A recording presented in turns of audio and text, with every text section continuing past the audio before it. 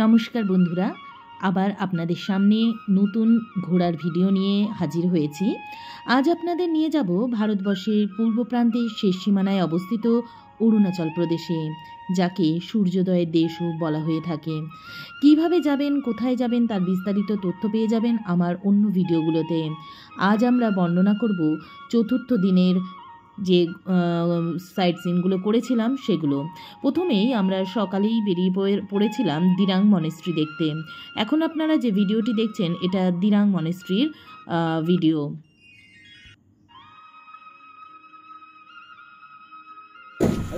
Hello guys, আমরা এখন চলে এসেছি দিরাংয়ের মনেস্ট্রিতে।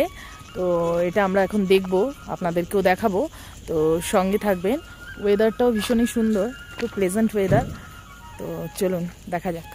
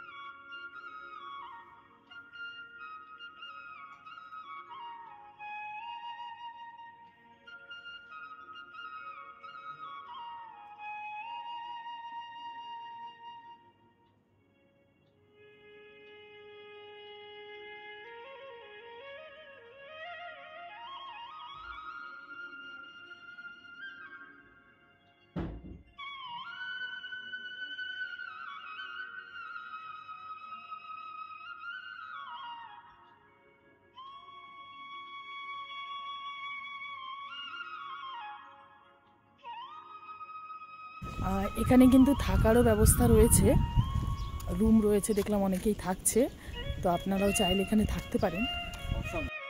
দিরাং মনেস্ট্রি দেখে হোটেলে আমরা ফিরে অফিস লাঞ্চ সেরেই বেরিয়ে পড়লাম তাওয়াংয়ের দিকে, তাওয়াংয়ের উদ্দেশ্যে। পথে যেতে আমরা দেখে নেব যশবন্তগড় যে মেমোরিয়াল রয়েছে সেটা, এবং তারপর আমরা যাব সেলা পাসে।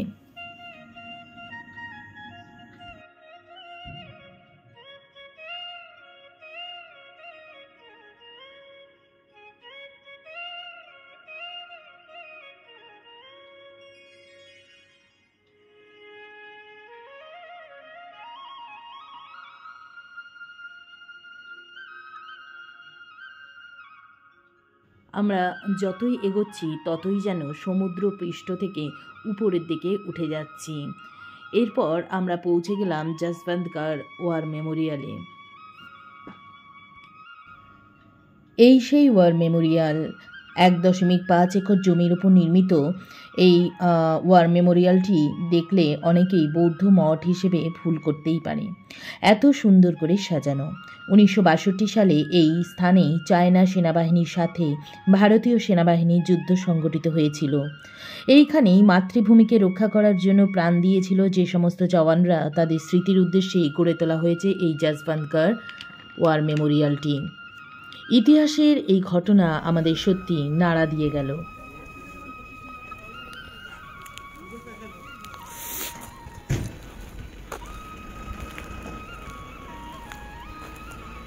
এই আমরা ঢুকে গেলাম মেমোরিয়ালে, কারবার রাইফেলস।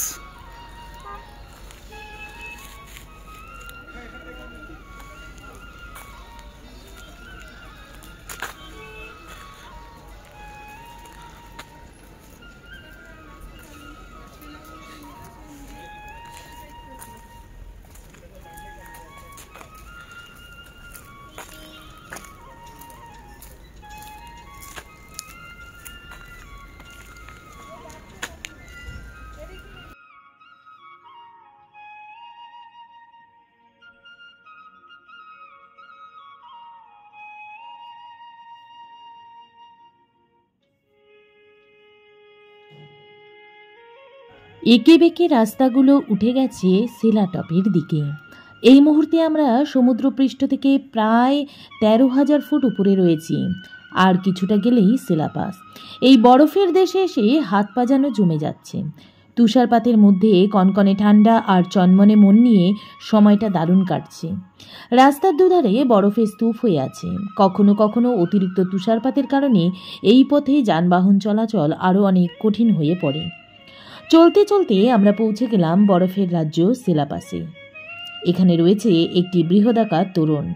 ওয়েস্ট কামেং ডিস্ট্রিক্ট আর অপরদিকে রয়েছে তাওয়াং ডিস্ট্রিক্ট। এখানে সৌন্দর্য একেবারেই চোখ ধাঁধানো। তাওয়াং গেটের সামনেই আছে একটি ক্যাফেটেরিয়া।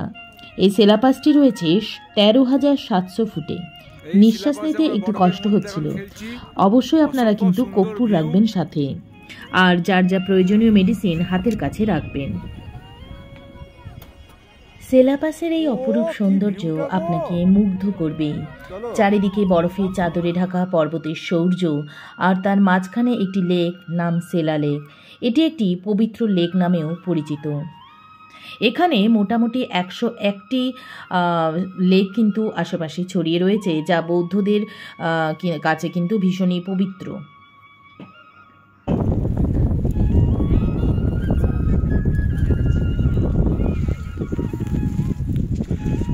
দেখো আমরা এখন সেলাপাসে আছি। ঠান্ডা, আমরা হালকা বরফও পেলাম। আমরা যখন সেলাপাসে ঢুকলাম তখন সবে স্নোফল আরম্ভ হয়েছে। যদি আরও কিছুক্ষণ থাকতাম তাহলে হয়তো আপনাদের দেখাতে পারতাম কত সুন্দর স্নোফল হচ্ছে, কিন্তু এতটাই কনকনে ঠান্ডা আর তার সঙ্গে তীব্র হাওয়ার দাপটে সেখানে বেশিক্ষণ দাঁড়ানো গেল না। আজকের মতো এখানে আমার যাত্রা শেষ হলো। ভীষণ ঠান্ডা, দারুণ দারুণ দারুণ।